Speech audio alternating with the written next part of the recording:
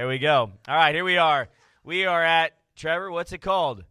Speak from the Soul. Tonight it's pretty cool. I've known this guy that's here tonight for, gosh, how long is it? Since like 2000. I didn't know you, though, in 2010. I remembered you after you said it, but when, 2016? Yeah, we got connected in late 2016. Yeah, 2016 at Daytona, I think. Yes. Daytona. Well, I got connected through a friend, and I drove up to Daytona to meet you for the first time. But I had known you, or of you. I had been in your presence since around 2012. Cool. You're lucky. You're very blessed, aren't you? Now, Phil O'Hara, he's one of my favorite people to be around. We have an absolute blast. But he works in a treatment center. You want to give a little plug to the treatment center you work at? I work at a Legacy Healing Center in Cherry Hill, New Jersey. Let's clap it up for Phil. Welcome, Phil. Welcome, Phil. Thank you. He's one of us here. He has a past story, and some people that we have here are just people that we bring in to tell their story of pain to purpose, or just all the failures you went through to get to success. Phil's here for both. I remember parts of Phil that trying to claw to get his own car and all these other things. So there's a lot of success story in here, but there's also a recovery story. So that's really important for you guys to hear. He's an awesome speaker. He goes out to high schools or middle schools and speaks to kids about horse racing. And he's a jockey. And you were all serious, dude. You were headed down the serious lane, and I totally just derailed you right there. It was good. That was a good one. I did a radio thing 2 days ago. I saw that picture. And both of the radio DJs were 6'5" and 6'6". The picture is awesome. And afterwards, they let's take a picture, right? So we take this picture. So I'm about to post this on Instagram, and all I could think of was like the Eminem 8 Mile. Let me just jump in front of this because everyone's going to make fun of me. So I put it on my Instagram story with, we represent the Lollipop Guild. It was That's awesome. what I look like. Everybody had serious things on your picture. I put a laughing face. That was like the first one. I'm like, look at that, dude. No, it's great to have you here, buddy. I appreciate you driving 2 hours to come hang out with us for the evening and tell a piece of your story that everybody can grow from. First of all, so we know you work in treatment, but talk about the pain. Like, talk about a quick 5-minute story about the wrong and the problem and where you came from. Big wrestling background. I know you were a great wrestler, but talk about that problem time. Well, I was a mediocre wrestler, but no, I like super quick. I connected with pills at an early age. I have that physical allergy to opioids. When I take them, they give me energy. I wrestle better. We're told drugs and alcohol are bad. They're going to ruin your life. But my first experience with that was the complete opposite, right? It made my life better. I got recruited to wrestle in college. I failed out rather quickly. I ended up in the union. And I kind of got introduced to doctor shopping in the union. And it was like 2006, 7, 8, 9. There was a huge pill boom back then. And I got to connect to get really cheap pills, and I could sell them in the suburbs of New Jersey for a lot of money. And at 23 years of age, I bought a motorcycle, and I thought I was Jax Teller, And it was fun for about 3 years, right? 23 to 26, it was a lot of fun. It was money. It was all that stuff that like is glorified in movies and music and stuff. And then it became not fun when law enforcement got involved. And I ended up under a pretty serious police investigation. I got really lucky. Quick story. So I'm in active addiction. I'm super paranoid. Selling drugs. And I get a notice that my license is suspended in the mail. And I continue to drive because, let them catch me. I'm the word is clever, right? I don't want to use the word smart because this was really stupid, but like I always had somebody's pill bottle in my car, so even if I got pulled over, there was nothing they could do about it because I would have somebody coming to the police. So like I was good. I was not worried about getting pulled over or anything like that. So I have this suspended license. I'm driving. I pass my first plate scanning cop on the day. I don't get pulled over. I pass my second plate scanning cop, and I don't get pulled over. And now I'm like, okay, red flag, you know. I don't know if you guys know those black boxes on the back of cars, they read your plates, right? So if you're suspended, they pull you over. I passed my third plate scanning cop in an hour and a half, and I knew I was in trouble. I drove right to my mom's office, kicked the door in, said, Ma, I'm in trouble with the cops. Like, I'm under investigation. My mom is like a 4'11" town councilwoman, Board of Ed lady, maybe has a speeding ticket. I'm like, Mom, I'm in trouble. Mom says, all right, I'll get you a plane ticket to Florida and you can go live with Aunt Donna. And what I couldn't tell my mom is like, I don't know where there's drugs in Florida, so there's no way I'm going to Florida, right? Like I'm not going to get sick. So I couldn't tell her that. I said, oh, no, they'll catch me at the airport. Very quickly, she says, all right, I'll rent a car. I'll put you in the trunk and I'll drive you to Florida. Like, all right. Put you in the trunk. All right, gangster lady. But no, I don't do that. I go in, I pay the suspended license. I figure they're either going to question me there or arrest me or they're going to let me go. If they let me go, then, you know, they don't have enough to prosecute. I went in, they let me go. I get the bright idea to go to detox for the first time in 2014. Not to get better, just because I was in trouble. I spent a week in there. I was out of my mind. I was, you know, cursing at the techs, you know. I didn't want to stand in line for the meds because you guys are billing my insurance. Screw you guys. I'm not waiting in line. Like, I was an awful, awful human inside that detox. I left. I went and lived with my wrestling coach for about 6 months. I made a decision that I was done selling drugs, but I still had this, you know, monkey on my back, and I quickly relapsed. And you know, heroin was much cheaper, and from 26 to 28, I was just misery, right? Just working in the union, just making enough money to pay my bills and have enough money to get high. I was power washing on Saturdays and Sundays just so I had enough money to get through the weekend to stay high. Finally, 28 years old, I just experienced enough pain.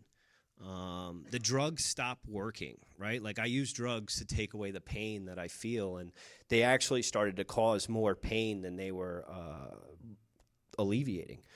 If that was the right word. Yeah. And I made the decision to get help. Well, let's preface that. I lost my job. My car got stolen, and my girl left me in 1 week. So God made the decision for me to go. You know what I mean? I wanted to go get better about 4 months before I actually went. Right, I started shooting dope 4 months before I went to treatment, and I remember loading up the needle and hearing that guy. His name is Darren Rogers. He was the clinical director at Sunrise Detox. I remember him saying, like, "Kid, you need to go get help." And I was like, "No, I just need to stop hanging out with bikers and going to strip clubs, and I'll be good." You know. And when I loaded up that needle to shoot for the first time, I heard his voice say, like, "You need to go get help." Mm-hmm. Like, not today, but definitely I need to go. You know. And then 4 months later, I had lost everything. And I made that decision to go to treatment, and it was a scary decision, but I went, and you know, and that's where this started, you know. So, what year was this that you went and got help the first time? March 2014 is when I went to detox. Okay, and then 2 years later I went for real treatment. So when you were working at Englishtown, you know, Phil was the gate guy at Raceway Park at Englishtown. And so you were there high, or was that before or during? Okay, so that was after the investigation. So 2014, yeah, right about then, that I was getting high, right? So to give you an understanding of why I loved being at Englishtown.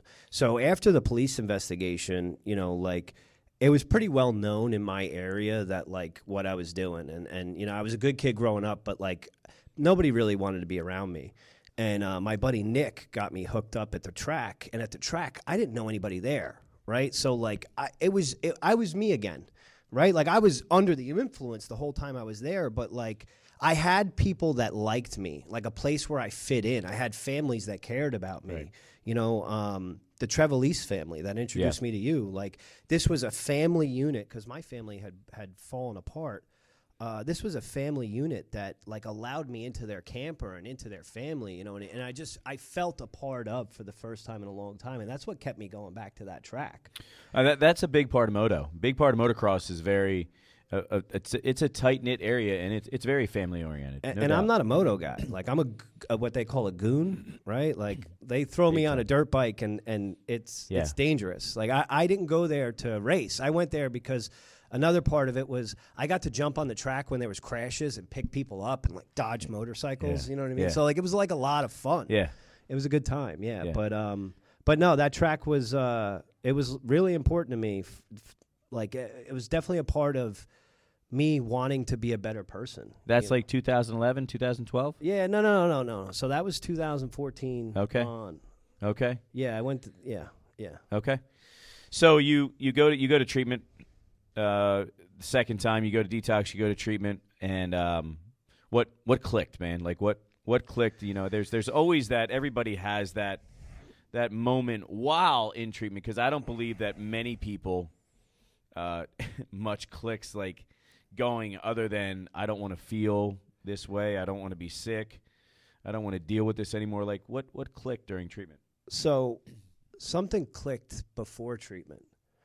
God kind of gave me the cheat codes, which a guy like me kind of needs. So when I was in that 4-month period when I wanted to get better, I was sitting on a guardrail at work, and it was an emergency job, so we were doing road work. We had to pour rapid road, which it takes an hour to do, and then we had to sit there for 2 hours while it dried, and we had nothing to do, you know. Then we can close the lane and go home. And I got thrown onto a random crew, and there was this Brazilian guy, and he was talking about God, you know, and I had started to really come to the conclusion that, like, heroin was the devil and I was trapped in hell, you know what I mean? And I started really, like, searching for God in active addiction. I remember snorting heroin and reading the Bible, like really, like, trying to find my way out. And so I end up on the job, and this guy just starts talking about God, and I started talking about not using drugs, but just how I was just coming towards this conclusion that I needed more God in my life. And he invited me to Roselle, New Jersey. It was a house. He's like, come to my church, right? And it was his house. And they had a preacher downstairs, and it was in Portuguese, right? So I put these headphones in, and his wife sat in the back of the room and called my phone and translated into my ears. And it was really cool, you know, and at the end they asked to pray for me. So I go up there, and I'm on a lot of steroids, right? I'm using steroids to make people not realize I'm on heroin. I'm like big barrel-chested guy, and this little tiny guy starts praying for me. I have my eyes closed, and he puts his hands on my chest, and he starts to push, right? And, like, I'm really into the service, but, like, dude, I'm not, like, dead I'm not fish. falling over. I'm not falling over in your church, guy. You know what I mean? So I plant my back foot really hard, like, dude, I'm not falling over. Mm-hmm. And he keeps pushing me back, and he keeps pushing me back. And finally he says, in the name of Jesus, and he shoves me backwards. And, like, I take 3 steps back. And we get in the car, and, you know, the girl I was with at the time, she was crying. Like, I felt great, you know, and I was like, that was really cool. But, like, that guy shoving me around, like, what was that about? And her face dropped, and she said, no, his hand was a foot away from your chest. I was like, what? She said, nothing pushed you. I watched it, and I know you weren't faking it. Like, I know what I just saw. Like, I just witnessed you get shoved across the room by a spiritual being. You could believe that story. You could not believe that story. I know that was the day that everything started to change, right? But we have our flesh and our spirit, right? The crazy thing is I saved my drugs I wasn't going to do it before church, right? I went and had that amazing experience, and then I went home, and then I did my drugs, right? Like, I waited till I got home. So, like, I still needed the separation, right? Like, but, like, I had, like, that's when I think something clicked. So, like, when I went to treatment, it was about getting separated from drugs and alcohol. Like, I didn't go there to get cured. Like, they need to stop calling treatment centers and call them separation centers, right? I'm getting separated from my drug. I'm getting separated from the street. I'm, you know, I have a 45-day period to really do some heavy lifting emotionally and open some stuff that, I never touched from my childhood. But for the most part, it was really just about getting the first 45 days sober that I had ever had in my life. So yeah, something clicked in there as well, which was that, like, I have a character defect that, like, I like to punch people in the face, right? And I got scholarshiped into treatment, so I didn't have the ability to come in and out like so many kids do, which I think is a huge problem, right? Yeah. Anytime life gets tough, they swipe their parents' Amex and they go back to treatment, right? Mm-hmm. I didn't have that. Right, I always tell this story. Cortez conquering the Aztecs, or one of the Mexican people, but it was a Spanish conqueror. He landed in Mexico, and the first thing he ordered his troops to do was burn their ships. Right, they had one option: they could move forward and they could conquer, or they could die. They were not retreating. Right, and that's the metaphor for the no plan B. No, I had no option, right? So anytime I was in treatment and I wanted to punch somebody in the face, I couldn't, because if I got kicked out, I was screwed, right? There was a kid that, like, literally, he knew it. It was like being on Facebook and you have like a keyboard warrior. This kid knew that I could destroy him, but he also knew that I couldn't destroy him. That there was, and he would just push my buttons every day. And I'm grateful because I for the first time in my life, I learned how to emotionally not, destroy people, like verbally or physically. I was forced to find another way. So that was a big part of stuff clicking. But so you were there. I remember this story for you. So you're in treatment and you get asked to be a part of, and you decide in 45 days. And this is a story that doesn't usually end well for a lot of people. 45 days, 60 days, you get asked to work in treatment. So a friend of mine that got me scholarshiped into treatment said, don't go back to New York, New Jersey. Stay down here, stay sober long enough, and I'll get you a job, right? So I get out of treatment after 45 days. I get a job in West Palm Beach doing HVAC, and I did that for about 3 or 4 months. And at night, I would do rounds with my buddy who got me down to all the sober livings. Like, it was just, I needed to be around somebody positive. It was my friend from childhood, so he would pick me up. I had nothing else to do but spin out in my head anyway. So I was doing rounds with him for like 3 or 4 months for free, just because it was good for my sobriety. And he was having a baby, and he went into his boss's office and said, I want to hire Phil. And she was like, Phil that just got out of treatment, Phil? Mm-hmm. And this woman, our COO, she's an amazing woman, like absolutely amazing. And she was hell-bent against me getting this job with the amount of sobriety that I had. And she was 100% right. Yeah. Like, I had no business doing it. But she also knew that my friend was having a baby and he could not continue at the rate he was going. So she reluctantly allowed us to do this. And I begin working in treatment. And honestly, my job was just doing rounds at night. Like, I had 7 sober livings I was responsible for, and I just had to run around Port St. Lucie and make sure that people weren't using drugs, which my street life experience made me really good at. You know what I mean? Like, it was like I could walk in anywhere and, oh, that's the guy, and, like into any bar and get anything. So I had a lot of fun doing that job. I would show up at like the bad kid's house first, and then do all the other round, and then come back at like 2 a.m. when they thought they had already gotten hit, and like they're sneaking a girl in the window. I'm like, gotcha, and it was the most fun I've had working in treatment, because I was really working closely. I didn't have much recovery to offer people, but I was 28. Most of these kids were 21, 22, 23. So I had a lot of life experience stuff to give them. Mm-hmm. I came into the sober living one day, the kid's all depressed. I'm like, what's going on? Oh, my girl's not talking to me. I don't know. I think I'm going to go home. I said, just ignore her for 4 days. Just don't text her. Don't call her. Come back a week later. He's like, guess who hit me up? And I'm like, I need sobriety to tell you that, buddy. Yeah. But it was a lot of fun. I did that, and after about 1.5 years, 2 years of doing that, I got connected with my wife. Right, we met in college. She had just gotten out of she was engaged. The guy left her like 3 months before the wedding, and I slid up in her DMs. No. So.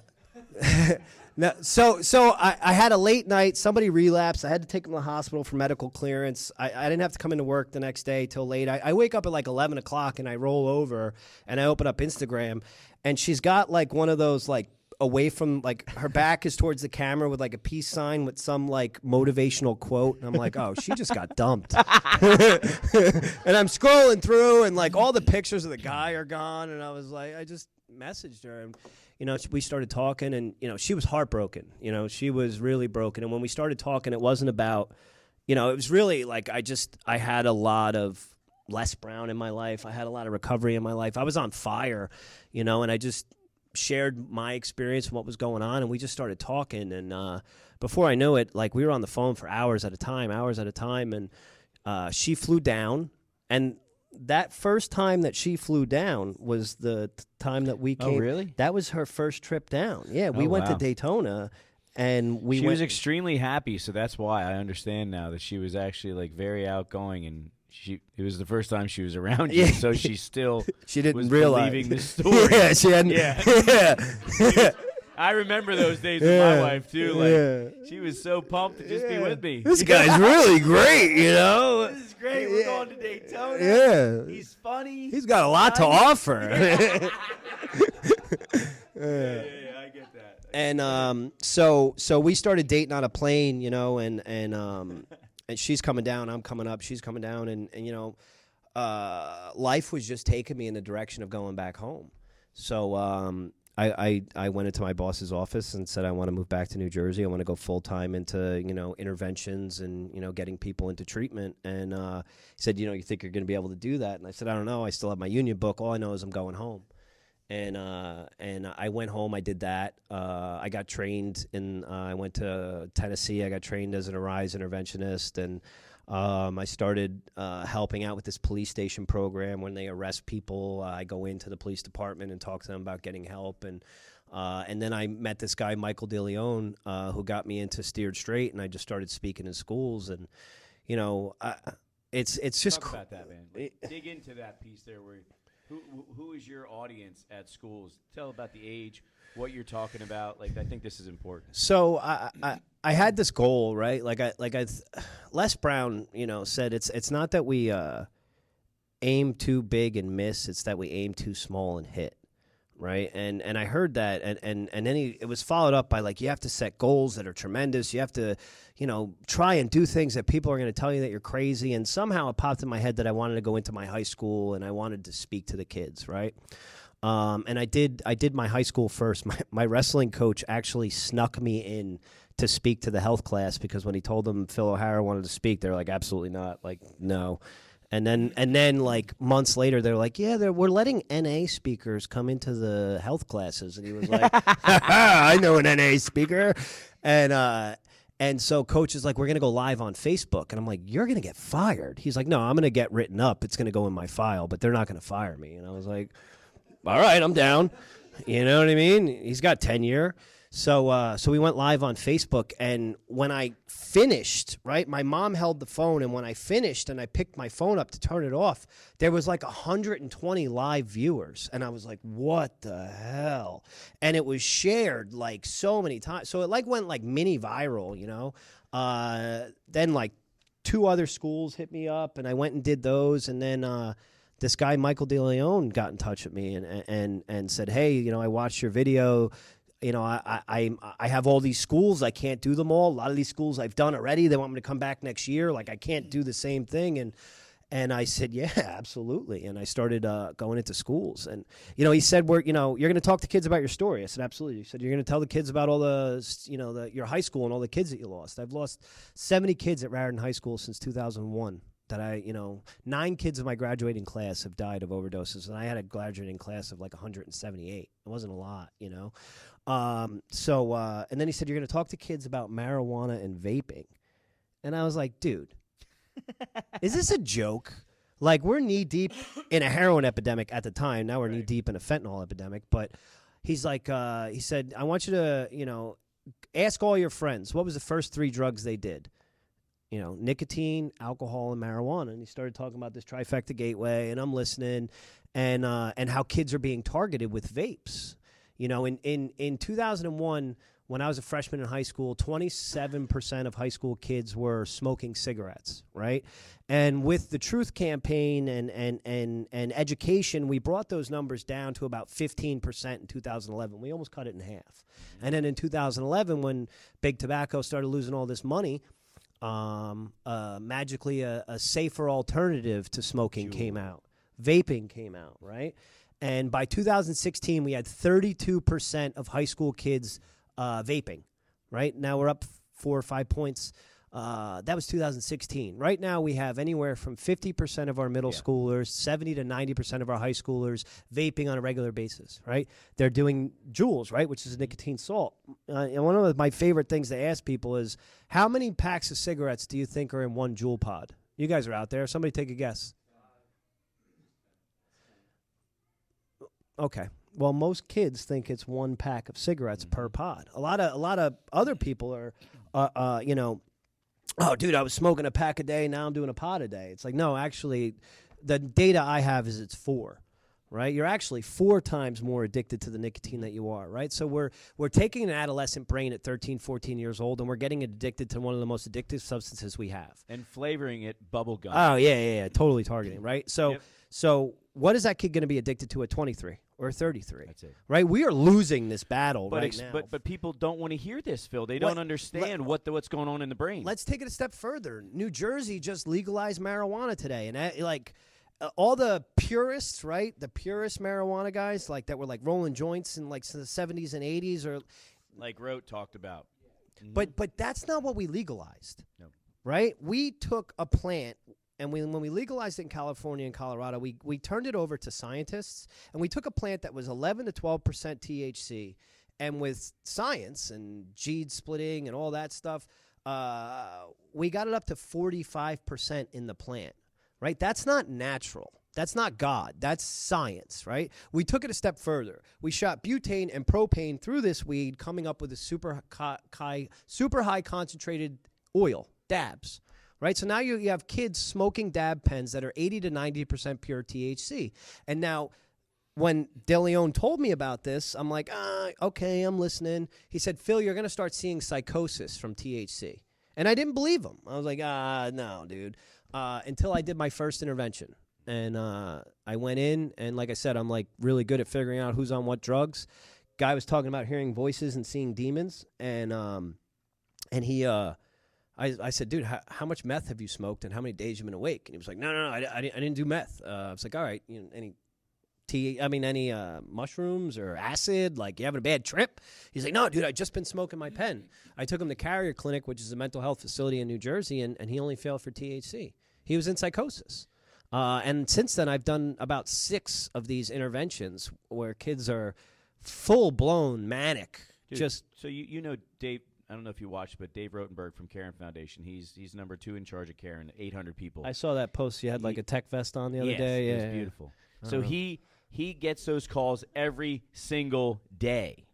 Every single day that place is getting those calls of those kids that are completely just gone, ready to jump out of a window. It was either 1,500 or 1,800% that hospitalizations for psychosis from THC have skyrocketed. I can't, don't quote me. It's either 15 or 1,800% that they've gone up, right? So, and we just legalized this, you know, for tax purposes. And the frustrating thing is, like, I've been in front of legislators in the state of New Jersey, like, you know, bumping elbows with them and like, hey, what do you think about this? Yep. And I tell them, and they're just like, yeah, I don't know if I believe that. I don't. And it's like, dude, okay, all right, dude, and it's really, it's not good. You know, we're losing right now, big time. Well, the part of the problem is the generation before is my generation and my parents' generation, where weed was actually weed, right? Mm-hmm. So, you know, in the beginning, when you came to see me at Daytona, part of the thing that I used to do is get in front of parents at races and say, listen, first of all, don't give your kid a Percocet to finish Moto 2 at 13. Don't do that. And I said, second of all, a lot of you guys have been to the races. What do you smell at the races? Weed. Right. Yeah, natural gas. Weed. it's like this. It's a big thing at the races. But what I say to what you don't understand is where that goes. And I'm explaining to them that the guys that come into our program, they weren't drinking first, they were smoking weed first.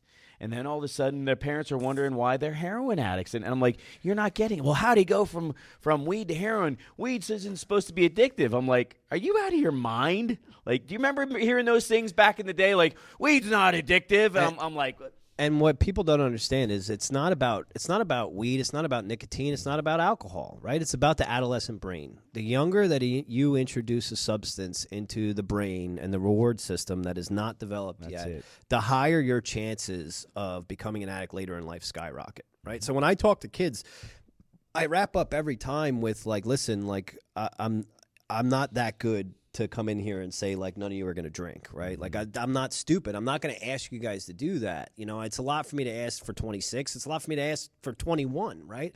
All I'm asking you kids to do is wait as long as possible to use any type of substance. The more time you give yourself, the better off you are. Take with that information what you wish. Because I have a huge problem with telling kids what to do, right? Because you couldn't tell me anything. Right, I could just give them options, and hopefully some of them, take the right options, and then the ones that don't, hopefully the beginning part of my story when I talk about, where the things I felt and how it made me feel, and then the pain, hopefully that speeds up some of their pain process. Because the scariest thing now, I just read a report from the state police in New Jersey. When I got out in 2016, 7% of heroin was laced with fentanyl. Last year, 96% of the heroin tested in the state of New Jersey was laced with fentanyl, and there was 18 different analogs found. So, like, the stages of change that I went through, the pain that I was able to feel and experience, and it took, 7 years of addiction to feel, these kids don't even have a shot. They're dying before anything is even really painful. Sure. And then you have these other kids that are one-time use, trying pills, thinking that they're, experimenting with the same drugs that we experimented with, and they're dying at 17, 18 years old. First-time drug users. And they're getting marked as, like, drug addict overdose deaths. That's not a drug addict overdosing. That's a kid dying because we've been poisoned. But there's also pieces that nobody's talking about, and that's the parental piece. Yeah. Nobody wants to talk about that piece. Nobody wants to talk about the upbringing. Nobody wants to talk about the discipline. Nobody wants to talk about all the behaviors that were there pre-fentanyl pressed pills. Yeah. You know what I'm saying? And that to me, hearing your story when I love to like tie things together, but you were kind of a late bloomer, right? What kept you off of that stuff? Because you always had the chemical, the piece, and the addictive part is sports. Yeah. Right? And being active. But we're not addressing behaviors in a home. You see this. That's what I want you to talk. Talking about the kids. The kids you talk to, seeing kids. So like even my own story, right? Like my parents' relationship fell apart at a very important time of my youth, which is like 13, 14, 15, 16, right? Like they were so wrapped up in their own problems that like I had no supervision, and all I wanted was supervision, and that's where Coach Nooch became like my quasi father, who, he's still in my life, and I love my dad to death. It's not a shot at my dad or my mom, but they were just, they were going through their problems. Sure. And I just kind of slipped through the cracks, and it's just, it's like a key thing that like we constantly see is like the families that have dinner together and, make the kids put the phone down for an hour, like even like 2 or 3 nights a week where you have a sit down dinner for an hour with your kids. Like those are the families that are staying intact. You know what I mean? It's the distracted families that were really, it just falls apart, You've told me some stories. I've heard some stories of kids. What age groups are you speaking to in large groups? Middle school and high school. I prefer high school. Middle school is cool, but I don't know. I just really like that high school demographic. You and I have talked about some tough stories of like their home life, and they oh my my talk god, to you, man, yeah, dude. When I went to Indiana, I don't know what the hell they're doing out there, dude. But I've never had any kid come up to me to talk about sexual abuse in the home. But I did 3 schools in Indiana in 2 days, and I had 3 different kids come to me about sexual abuse. Thank God all 3 of them had already been prosecuted, so like it wasn't like a situation where like I needed to like report. Right. But all 3 of them were, I've never told anybody outside the home other than you what I'm about to tell you. And as awful as that experience was, it was really powerful, and I don't know, to speak for an hour to kids and have them feel comfortable enough to come up to you to drop something like that. I was just grateful that God put me on that Why path. do you think that is, though? Like, so get into the how after an hour of speaking and you tell Payne, what's the reason that the kids feel okay coming to talk to you? Because I treat them like adults. Well, not adults. I don't. I talk to them. You know what I mean? I don't know. You shared your pain. Yeah. You know, and I just keep it as real as possible. You know, and I honestly, I think the tattoos and the way I go in there, and like I'm not a teacher. I'm an adult. They know I'm an adult, but I'm not a teacher. You know what I mean? And I drop these little points about talking to somebody, and you know, I really don't know. You know, I think it has a lot to do with everything with kids is relatability. When kids can relate, especially to pain, and you have a story that you share pain and you share hurt and you share like what went on in your life when somebody opens up that's standing on stage and says, I was a screw up, I messed this up, and I turned out okay, it turns on this switch of, okay, like this dude's vulnerable, he's transparent, he's telling us what he did to screw up. Like that opens the door to, okay, I don't have to be perfect, because you have all types in homes where there's perfectionist bullshit going on, which is more control than anything. But then you have like this expectation of your kid has to be this certain thing. So I think just talking to them, and just like you said, talking to them on their level, but also being okay with being a little bit screwed up at times. And here's another thing. Allow kids to make decisions. You know what I mean? Stop trying to handpick your kid's life, or stop trying to shield them from any type of discomfort that life brings. Like, I'm 18, 19-year-old kids that have never had an adverse life experience because no problems. Mommy and daddy still think that they're children. Dude, like, at 18 years old, like, that same parent had that kid. Dude, you know what I mean? I have parents call and say, how's my baby? And my baby is 32. So, like, you got to understand what I'm dead serious. Like, you got to understand what goes along with all this. Like, you're hitting on some key points.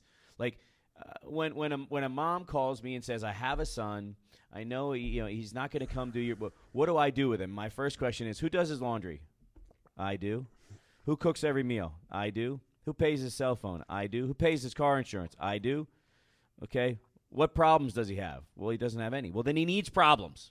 He needs some problems to figure out how to get through life, because when you're done with him because he's pissed you off to the point where you're finally going to give up and say enough of you, then he's going to be really lost, because he's not prepared to deal with anything in life. And that's one of the things I say is like, so what happens when you die? Like, what's going to happen to this person when you die? Well, it's disgusting. Well, we're really in a conundrum there. Well, you know what's going to happen? He's going to get better when you die. Like, that's it. He's going to have to. Yeah, he's going to have to figure it out.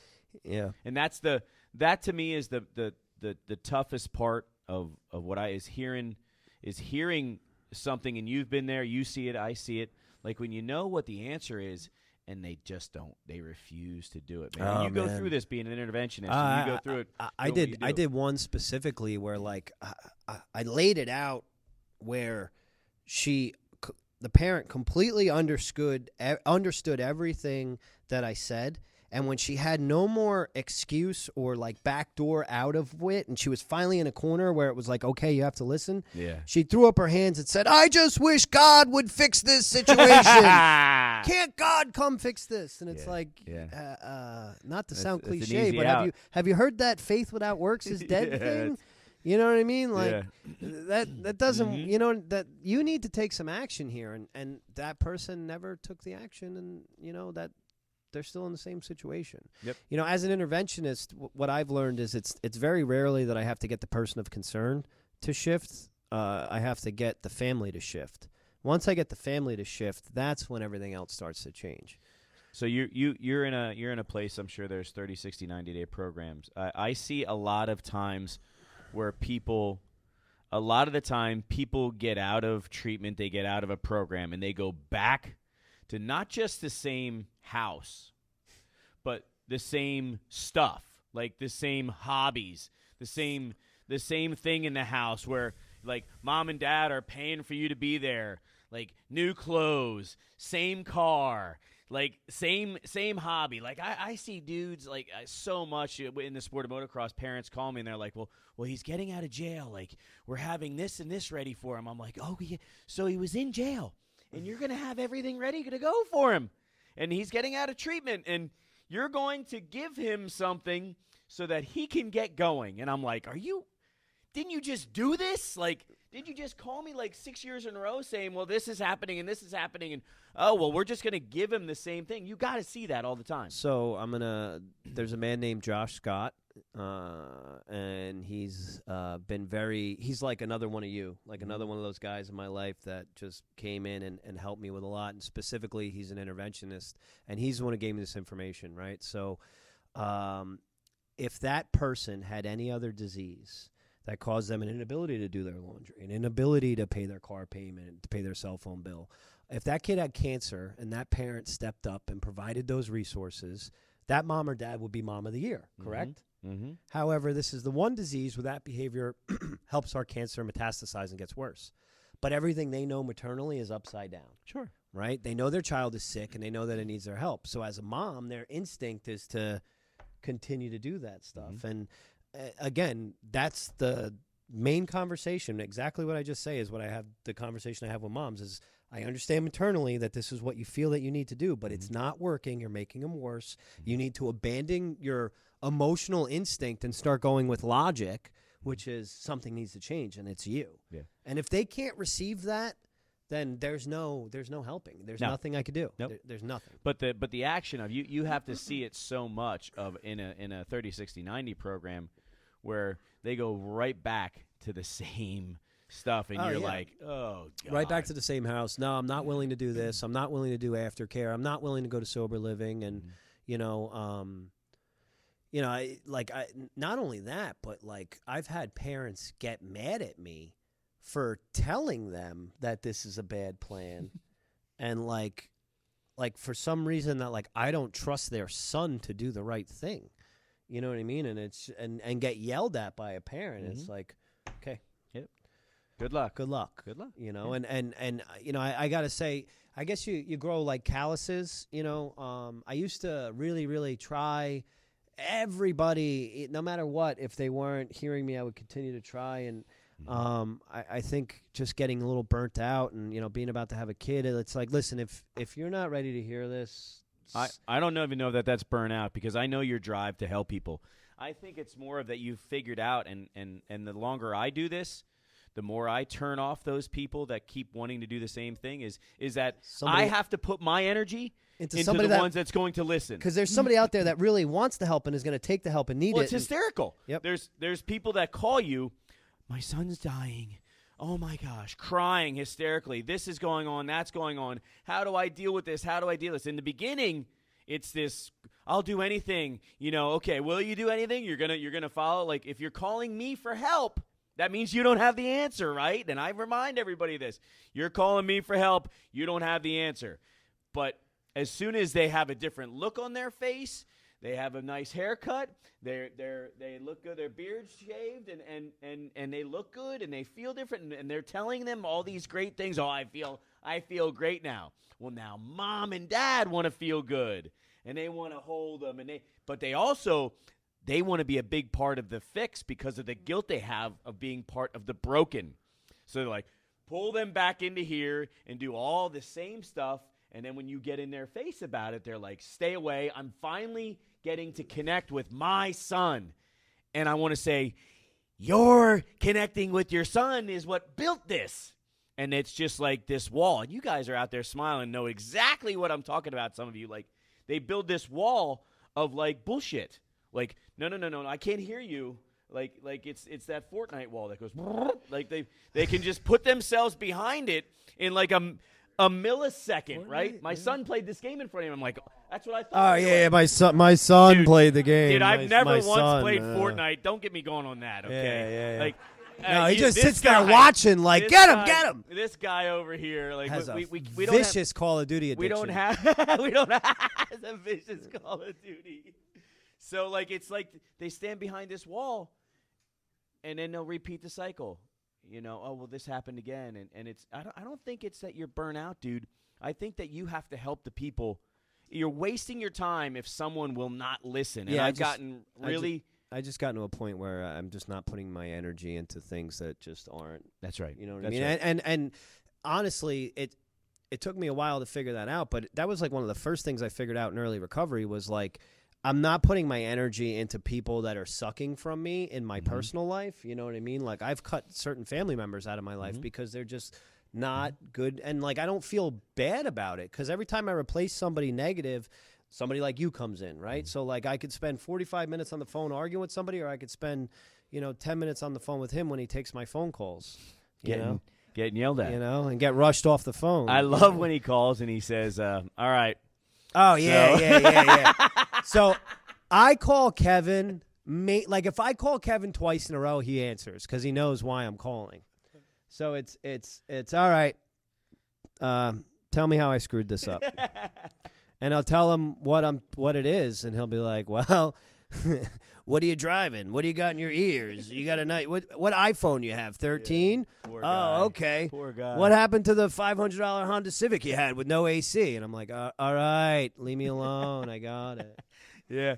Those are my favorite phone calls from Phil. But he always knows what he's gonna get when he calls. But Which is why I I'm applaud calling. you. Yeah, I applaud you for calling, knowing what you're gonna get, because a lot of people run from that, man. No. But so let's talk about now. We talked about the problems and we led to different places, and like the kid thing I think is awesome. But how about talking to me about if you had an audience here, because we have to wrap this up soon, and you had 2 minutes. I asked this to the last guy to help them change their life, not stop using, nothing drug wise. You got 2 minutes to tell people that are 18 years old, the people you like to talk to, this is how you're going to change your life and grow and move forward. What would you tell them? So it was perfect to lead up to that, right? So find mentors, right? That's number one. If you're the smartest guy in the group, you need a new group, right? I constantly like to surround myself with people that know more than me. Like even like little things like taxes, right? I don't know anything about taxes, but I know a guy that knows something about taxes that can get me, you know what I mean? Like little things like that, right? Always looking for your part, right? I call Kevin because I want to know what I did wrong. I'm not calling him. Like, I've seen people surround themselves with yes men that want to tell them they're doing a great job. And when somebody tells them that they're not doing good, they're like, oh, no, that guy's got to go. He's a hater. No, dude. I actively seek out people to tell me where I could do better. So that's, number one, always trying to grow. I definitely think a huge part of it is, like, doing something good when nobody's watching. Mm-hmm. You know what I mean? Like I can't stand the people that like they do something like this. They're like giving bringing the food, bringing the food. You know what I mean? To like the homeless guy like this. You know what I mean? Like it's honestly like the little things that make me happy is like when I see somebody that's struggling that I don't know, nobody's watching, and I do something to help that person, and I walk away feeling great.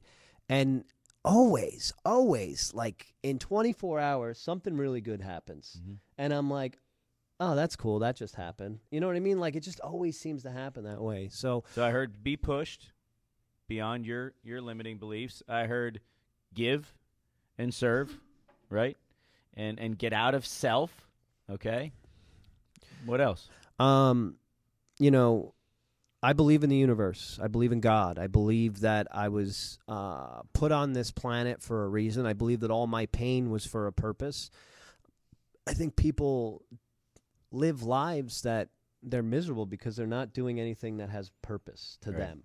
right? They don't do things that they love to do. Like that cliche, like, you know, if you like what you do, you don't work a day in your life.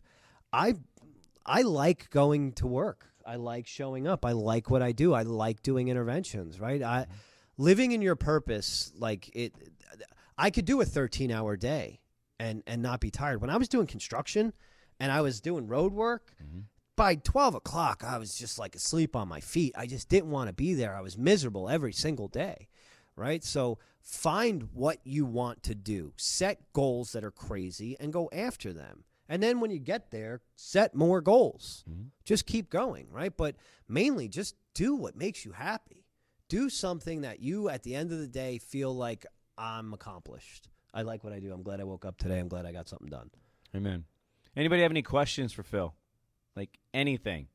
I guess the one thing that was new to me is the psychosis from the vapes. Yeah. Oh, yeah. I didn't know that. Yeah, psychosis from vape is real. Have you seen adults? You know, no, yeah.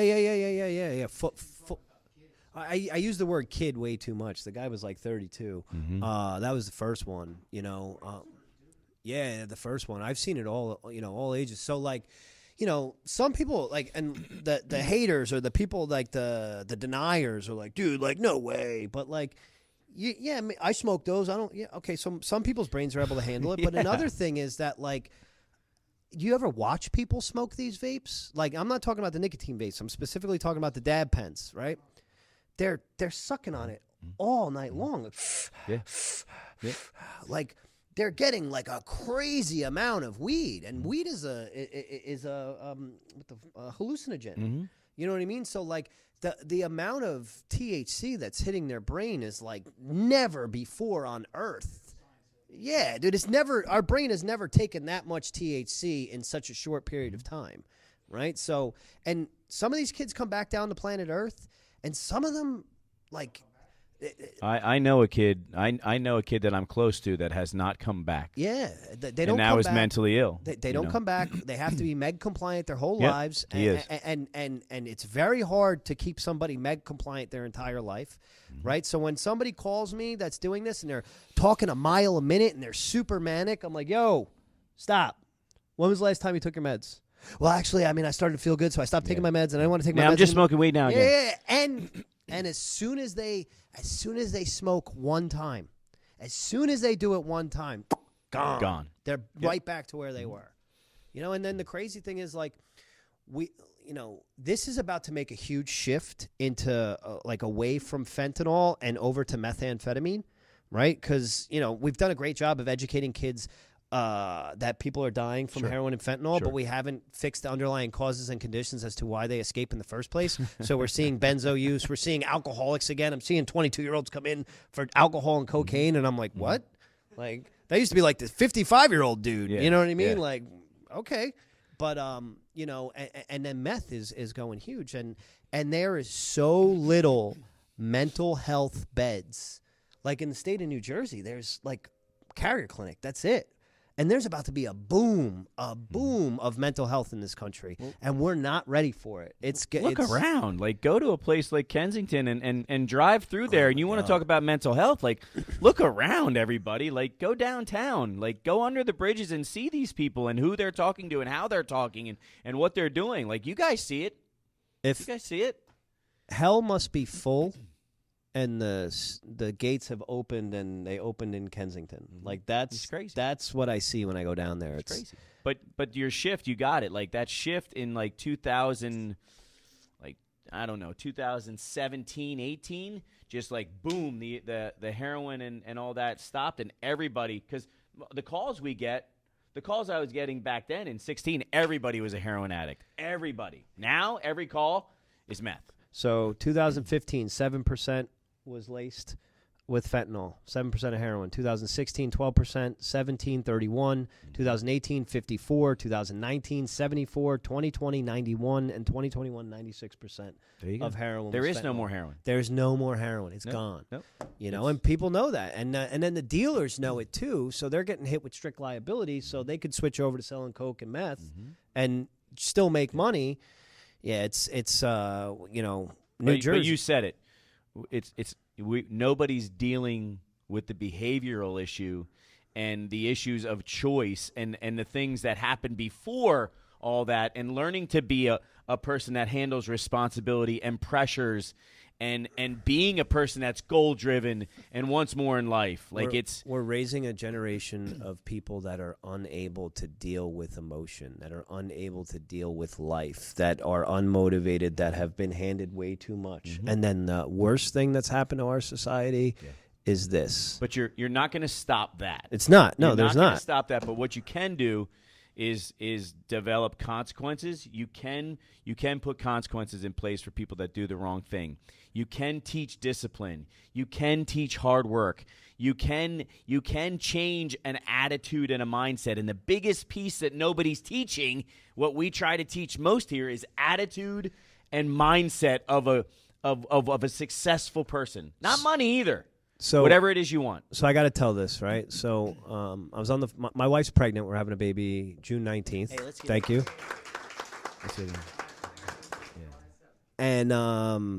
And so my dad calls me and he's saying, how's the pregnancy going? And I said, it's really been going great. She hasn't cut my head off more than once.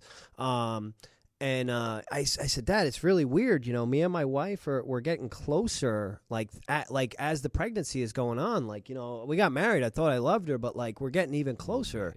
And he said, I'm so glad that you're having a kid at 35, because at 23, when your mom was pregnant, all I could think about was, damn, I got to get another job, right? And it hit me that it gave me this weird confidence that I have 12 years of life experience on my father when he started to be a dad. You know what I mean? And I got super stoked because my dad, they had their problems, but he did a good job in my he gave me a lot of stuff that I held on to this day. I didn't have an awful childhood, you know what I mean? It just, I had a shitty teenage year. Sorry for cursing. But that's okay, buddy. Oh, did I curse more than once? Yeah.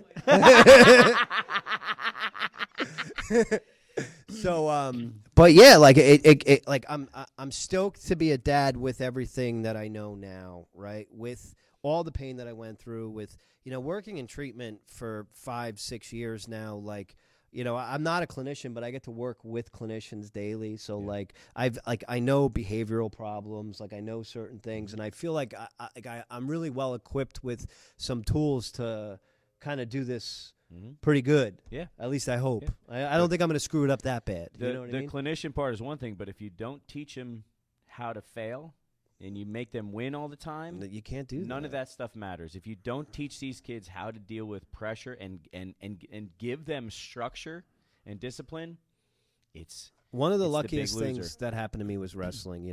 My dad was not – I didn't have one of those moto dads that were good. My dad was working all the time. So my dad was very rarely at my wrestling matches, because he always had work.